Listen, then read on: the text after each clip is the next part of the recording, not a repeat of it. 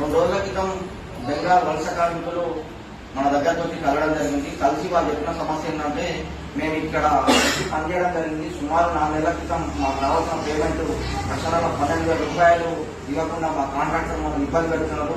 మేము ఫోన్ చేసి కూడా ఫోన్లో రెస్పాండ్ కావట్లేదని చెప్పి వాళ్ళ బోర్డు వెళ్ళవలసడం జరిగింది.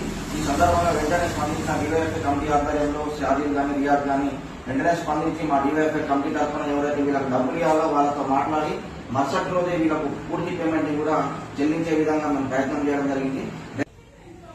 బీహార్ నుంచి కానీ, బెంగాల్ నుంచి కానీ, కోల్కతా నుంచి కానీ, మరి ఇతరేతర రాష్ట్రాల నుంచి వలస కార్మికులు వాళ్ళ ఇండ్లని, వాళ్ళ ఫ్యామిలీలని, వాళ్ళు ఉన్న చోట వదిలిపెట్టి, వాళ్ళ పిల్లలను వదిలిపెట్టి ఈ రోజు మన రాష్ట్రానికి కార్మికులు పనిచేయడానికి వస్తున్నారు. అటువంటి కార్మికుల శ్రమని ఎంత కాంట్రాక్టర్లు కానీ, లేకపోతే మేస్త్రి వాళ్ళు కానీ పని చేయించుకొని డబ్బులు ఇవ్వకుండా వాళ్ళని ఈ రోజు సతాయిస్తున్న పరిస్థితి ఉంది. ఇటువంటి కార్మికుల కష్టాన్ని మీరు తింటే వాళ్ళు వాళ్ళ కుటుంబాలను వదిలేసి, వాళ్ళ ఫ్యామిలీని వదిలేసి, వాళ్ళ పిల్లల్ని వదిలేసి, వాళ్ళు భాష కాని భాష, వాళ్ళ ప్రాంతం కాని ప్రాంతము, పరాయి రాష్ట్రము, వాళ్ళకి ఏందో తెలియదు. అట్లాంటి రాష్ట్రానికి వచ్చి కళ్ళ కష్టం చేసి ఈ రోజు వాళ్ళు పొట్టగుడ్డి కోసం మీరు పనిచేస్తున్న పరిస్థితి ఉంది. అటువంటి వారి కష్టాన్ని ఈ రోజు చాలా మంది, ఎంతో మంది వీళ్ళు చెప్తుంటే కొన్ని లక్షలలో పోతున్నాయి. చిన్న చిన్న అమౌంట్లే, ఒక్కొక్కరు 12,000 ఇచ్చేది, ఒక్కొక్కరు 25,000 ఇచ్చేది, 14,000 ఇచ్చేది అని వీళ్ళు ఒక్కొక్కరు చెప్తారు. ఒక వీళ్ళ టీంలోనే ఏంటుంటే భువనగిరి ప్రాంతం మొత్తంలో ఎంతో మంది వలస కార్మికులు ఉంటారు. బయట నుంచి వచ్చిన వాళ్ళు, బయట రాష్ట్రాల నుంచి వచ్చిన వాళ్ళు వలస కార్మికులు ఎంతో మంది ఉంటారు.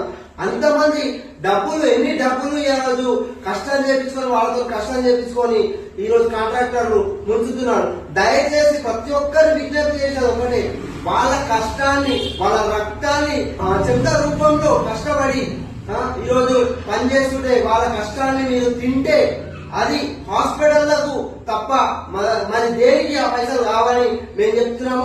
ఇంకో విషయం ఏంటంటే, ముందు రాబోయే రోజులలో ఎవరినైనా తెలంగాణలోనే కానీ, బీహార్లోనే కానీ, బయటలోనే కానీ ఎవరినైనా పని చేయించుకొని మోసం చేస్తే కఠిన చర్య తీసుకున్నాము. ఒక్కొక్కరు బద్దలు పడుతాయని ఈ సందర్భంగా మేము చెప్తున్నాము. ఖచ్చితంగా మనం కొంత పని చేయించుకోమంటే వానికి డబ్బులు ఇచ్చి వాణ్ణి సంతృప్తి చేసే పద్ధతిలో మనం ఈ రోజు వ్యవహరించాలని మనस्फूर्तिగా కోరుకుంటూ థ్యాంక్ యూ, नमस्ते। अपना डीवाईएफआई की तरफ से पैसे दिलाते, किसकी मेहनत उसको जाना। तुम लोग बहुत दूर से आके इतना मेहनत कर रहे, हमारे स्टेट के लिए इतना मेहनत कर रहे हो तो हम लोग बहुत खुशी। हमारा स्टेट अभी बहुत आगे बढ़ता, तुम्हारे ऐसा काम कर रहे बोलो।